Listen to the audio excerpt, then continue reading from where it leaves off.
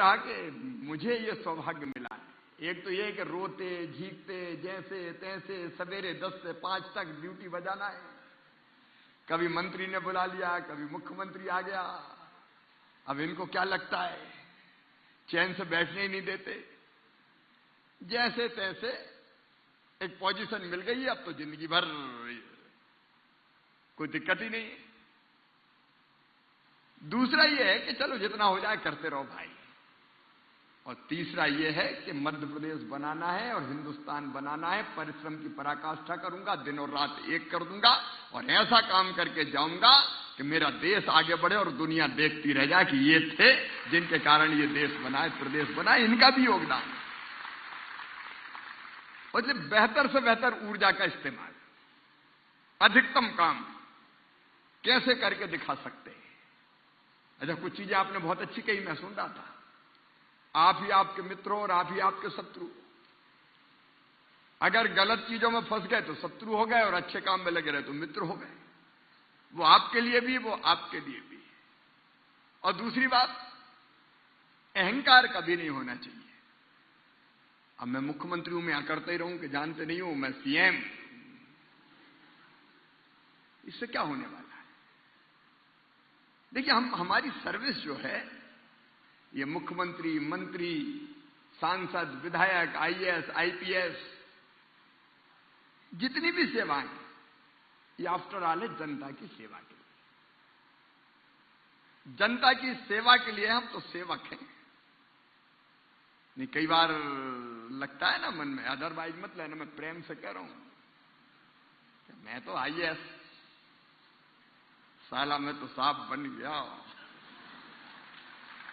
एक अलग तरह का भाव जनता है।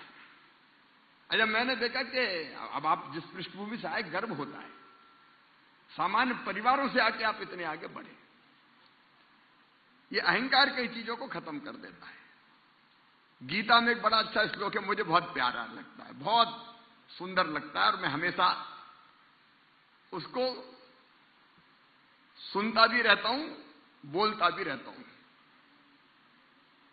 अर्जुन ने भगवान श्री कृष्ण से पूछा, अच्छा कार्यकर्ता कौन, सात्विक कार्यकर्ता कौन है जो बेहतर काम करे। तो एक श्लोक कहा भगवान श्री कृष्ण ने, कल ही जन्माष्टमी थी, उन्होंने कहा, मुक्त संगो अनहमवादी धृति उत्साह समन्विता सिद्धि असिद्धियों निर्विकारा करता सात्विक उच्चिते।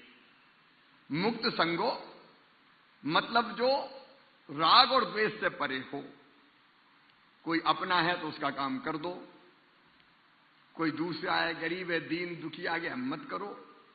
इससे सर्वथा दूर रह के सब अपने हैं। मुक्त संगो में मैं किसी से ना राग पालूंगा ना द्वेष पालूंगा। अनहमवादी मैंने बता दिया, अहंकार शून्य, घमंड नहीं। विनम्रता कभी मत भूलना। हम लोगों के, हां, दुष्टों के लिए कठोर। जो आईपीएस की सर्विस में गए, उनको तो सज्जनों के लिए फूल से ज्यादा कोमल और दुष्टों के लिए वज्र से ज्यादा कठोर। जरूरत पड़े तो बुलडोजर भी चला दो। जो दबंग है, दादा है, गुंडे हैं, उनको तो सही करना अपना धर्म है। अभी अपन ने पिछले साल 21,000 एकड़ जमीन छुड़ाई है दबंगों से। और अभी मैंने 15 अगस्त के दिन कहा कि वहां स्वराज कॉलोनी बनेगी, गरीबों के मकान बनवाऊंगा वहां। तो जो गुंडे हैं, बदमाश है, बाकी लोग हैं, उनके लिए भले, लेकिन जनता के लिए बिना। धृति मतलब बेटा बेटी को धैर्य। कई बार परीक्षा होती है अपनी। अभी अभी एक घटना हुई कारम डैम से सीपेज की। मैं 3 रात सोया नहीं, मैं और पूरी टीम, सीएसओ, डीजीपी हो। चुनौती थी कि इस बांध का पानी ऐसे निकालना है कि जनता की जिंदगी ना जाए। अब उसमें अगर धैर्य खो देते, क्योंकि एक बार की तो आया करे बात, बांध अगर टूट गया तो, लेकिन फिर धैर्य से सोचा, रास्ता निकाले तो फिर कहां से कट लगाएं, एक तरफ चट्टान हो ताकि उधर नहीं कटे। अब ऐसे कई संकट आते हैं। आप जब जाएंगे फील्ड में तो कई तरह की ऐसी चीजें आएंगी। उसमें से हमेशा धैर्य से रास्ता निकालना। धैर्य कभी नहीं खोना और उत्साह से सदैव भरे रहना। कई बार अपन कोशिश करते हैं और अगर कोई चीज नहीं होती तो मन निराश होता है, करे यार अब कहां परेशान हो, भाड़ में जान दो। पहले कह देते ना कि इंडिया सुधर ही नहीं सकता, अब नहीं कहते लोग। पहले इंडियन टाइम की बात होती थी, इंडिया कभी सुधर नहीं सकता ऐसी बात करते थे, लेकिन मोदी जी के नेतृत्व में सब सुधर गया, तेजी से देश आगे बढ़ रहा है अपना। उत्साह से भरे रहेंगे और सफलता मिले चाहे असफलता। कई बार हम कोशिश करते हैं, सफलता नहीं मिली तो अभी फिर कोशिश करेंगे, ट्राई अगेन। अभी ट्रेनिंग आपकी होगी, बेहतर प्रशिक्षण प्राप्त करो। और मेरी दिल से देखो, मैं बोलता हूं तो अंतरात्मा से बोलता हूं, मेरा आशीर्वाद, मेरी शुभकामनाएं आपके साथ है। आप खूब यशस्वी हो और बेहतर से बेहतर सेवा करो अपने देश की और अपने प्रदेश की जनता की। और एक बात आप लोगों के लिए, कौन कौन यूपीएससी की परीक्षा देने वाले, जरा हाथ मत उठाओ। कम लोगों ने हिम्मत की, लेकिन चिंता की बात नहीं है। देखो, केवल यूपीएससी नहीं है, चीजें और भी है करने की। अब जिनने हाथ नहीं उठाया उनके लिए मैं कह रहा हूं, मनोविज्ञान, काउंसलिंग, मौसम विज्ञान, artificial intelligence, management, research and development, देसी विदेशी भाषाओं की पढ़ाई, योग विज्ञान, startups, hotel and hospitality, travel and tourism, भारतीय संगीत, कला, इतिहास, खेलों में प्रशिक्षण में degree, social work, rural development, food processing, packaging, robotics, design, craft, theatre arts, digital marketing, आपदा प्रबंधन। कितने क्षेत्र है अपने सामने खुले पड़े। और इसलिए एक बात मैं सबको कहता हूं, देखो भाई, मेरी तो हर संभव कोशिश रहेगी हमारे ज्यादा से ज्यादा बच्चे प्रतिस्पर्धी परीक्षाओं में भी सिलेक्ट हों। और एक आपसे सुझाव मांग रहा हूं मैं, यूपीएससी जैसी परीक्षाओं में जो कठिनाई आती है उनसे निपटने के लिए मामा को तुम्हारे लिए क्या करने चाहिए, उसके सुझाव मुझे जरूर भेजना। अभी कुछ चीजें हमने करने की कोशिश की है, उसके बारे में मैं विस्तार से नहीं जा रहा हूं। लेकिन कई बार लगता होगा कि मैं क्या करूं, मैं तो गरीब घर से हूं, मैं तो गांव में पढ़ा हूं, मुझे तो अंग्रेजी नहीं आती, मैं कैसे सफल हो पाऊंगा। अब हमारे बीच में बेटा आए थे, मैं नाम भूल गया, बेटा ऐश्वर। अब देखिए, आपका नाम तो ऐश्वर है, आपका कृष्णपाल। अब कृष्णपाल की कहानी सुनिए आपने। आंगनबाड़ी सहायिका है। मां, ये गर्व की बात है, गर्व की बात है, सचमुच।